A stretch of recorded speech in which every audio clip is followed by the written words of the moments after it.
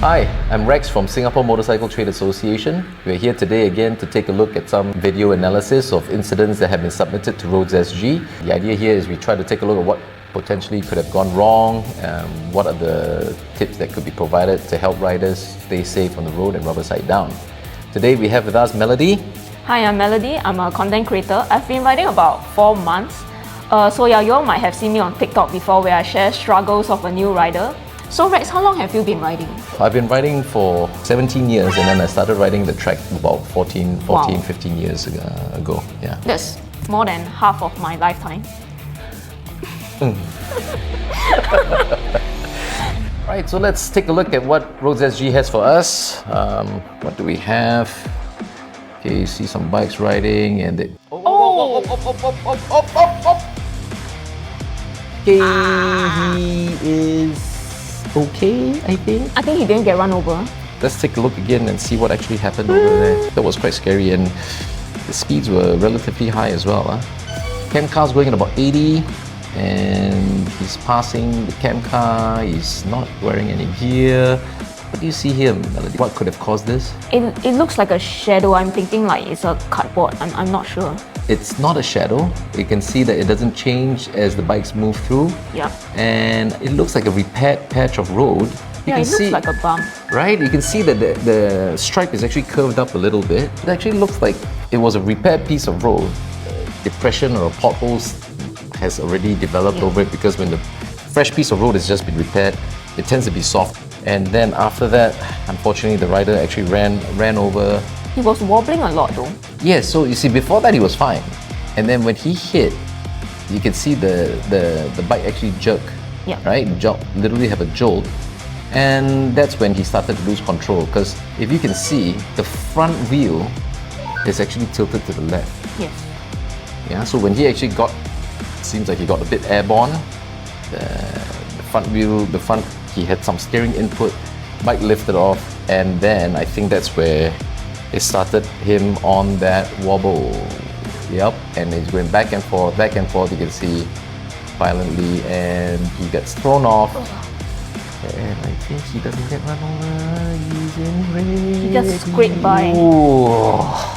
The cab did a really good job of steering as much as he can to the right side of the lane to avoid, and it looks like he did manage to avoid running over the individual, I think. Or did he? Because he's getting up over there on the right side of the screen. I feel like this kind of thing is very hard to avoid because as you can see it's an expressway, right? You are on a very high speed. You really have to like look far ahead. If not, it's very sudden, you can't catch it and then... Correct. And actually that's a very important point of riding. Your eyes, the use of your eyes. You have to keep your eyes up, look ahead, scan the road. If you see anything that you are unsure, the minute you're unsure, you have doubt, slow down. Feel that you're gonna run over it, close your throttle, slow down. That will give you a much better chance of staying in control. I think it's very important to slow down when you see a road hazard. Yes indeed. Alright, let's take a look at the next video. See what we have here. Wow. Whoa! That was really quick into the action, huh? Yeah. What are your thoughts, Melody? What are your thoughts? I see this and you're very frustrated actually. It's like they are racing because of an ego issue. Actually, I think you should be taking this seat. That's exactly what it looks like. Something may have happened before. I think it happens quite frequently. Yeah, and you can see that it's from before. The car is definitely going at a high speed, the bike as well, and the bike is trying to cut in front of him. The car looks like he's refusing to, and then he comes to a lane where there's a vehicle up there and he just can't stop in time because the speed difference is just too high. Ego issue. Now I noticed you said that this happens a lot. Do you do that a lot? No, I don't. No, I don't. I'm a very safe rider, You know when you ride and then sometimes you have some miscommunication with the vehicles around you. And then say the fella right? Yes, like they don't give way to you or like they don't think they are at fault, so they they want to race you like you think you're very big man, then come lah, And I think that, you're right. There's a lot of times where road users, it doesn't have to be motorcycles, cars, taxis, trucks, vans, lorries. It's vehicle agnostic. General people on the road, we should be more patient. I've actually done a podcast on radio before as well, talking about how actually speeding, it doesn't get you to your destination significantly faster. If you're doing the speed limit, it might take you 15 minutes. And if you're actually trying to get there and you're trying to ride or drive erratically and speeding and whatnot, you're gonna get that maybe 2 minutes, if not 3 minutes. And that's not yeah, right? It's not a significant amount of time. So something like what we saw in the video, they may very well just not be rushing anywhere in the first place. It's just exactly like what you said. Oh, come on. Yeah, come on. And actually, as motorcyclists, as bikers, we are the more vulnerable ones. The vehicles have metal around them. We are flesh around metal. Take it slow a little bit. Yeah, calm down, guys. Yeah, calm down, chill, enjoy the ride. Yeah, don't let your ego take over the ride. Wow. Yes. Wow, I like that. Don't let the ego take over. I gotta check myself on that too. Quote that. All right, let's take a look at another video. What do we have here? Motorcycle in the bus lane, we have vehicles all around. What's happening here? Everything's going pretty slow. Oh, what is this fella doing? I was clearly looking at the wrong motorcycle the entire time. I was looking at the left. I was looking at the left. Hey, I want to see that again. What? So the entire time you're like, okay, something's going to happen to the motorcyclist, or what's going to happen here, and then after that, somewhere along this line, you just see, oh my goodness. That's the most abrupt lane change I've ever seen.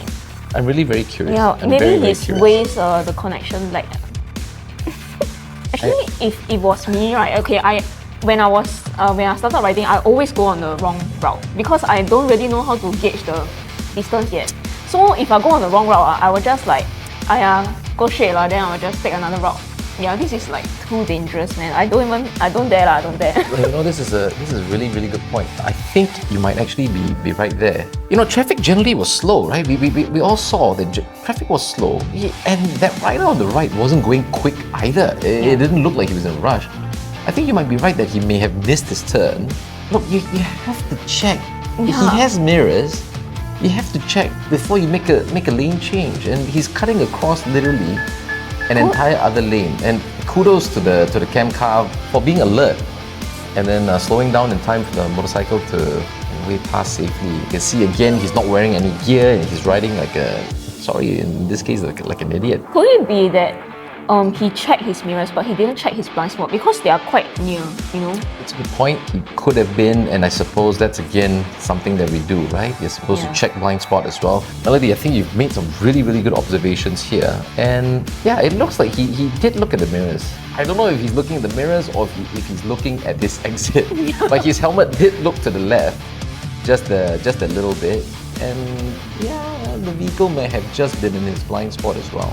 And I guess that's why it's also important to check your blind spots before you actually make a lane change. Plan your routes, know your routes before you actually embark on your journey. And then we will avoid these situations where oh my goodness, you miss the exit and then you start making abrupt movements on the bike, you start making abrupt lane changes, and this could have turned out very, very badly. Any other thoughts, Melody, on this? Plan your route well. If there's any chances where you miss your turn, just continue straight and take the safest route lah. You can just U-turn. How far is the U-turn in front? It's just like a few meters ma. In Singapore road, how big? I agree. Yes. So we've seen quite a few videos today, and I think, you know, riders just drop the ego or be more patient. Yeah, we slow it down, take it easy, get to where we want to be, plan your routes. You want to go to a destination, you plan your routes. And Melody, if you miss a turn, let's say you plan your route but you missed a turn, what would you do? I will not make an abrupt lane change because it will endanger me and other drivers. So I'll just let the GPS reroute me and maybe go to the next U-turn and just go on my way. Yeah, and get to your destination. Better late than never, right? Another thing that we want to talk about is the skills that's required to operate your machine. The correct application of the right controls, be it the brakes or the throttle. What we learn in the riding schools are the basic operations, and riders should look towards advancing these skills, improving on these skills, and look for coaches or courses that could actually enable you to do that. Most importantly, we also have to gear up. Oh, that's a good one. Yes, because most of the riders that we watched just now didn't really gear up. So Yeah, it's very important to dress for the fall because we can't predict what will happen on the road. That's a good one. Dress for the fall, not for the ride. Yeah. We'll see you next time. Budget Direct Insurance has great quotes on motorcycle insurance. Get a quote at budgetdirect.com.sg now. It's easy to be a biker, no matter what you ride.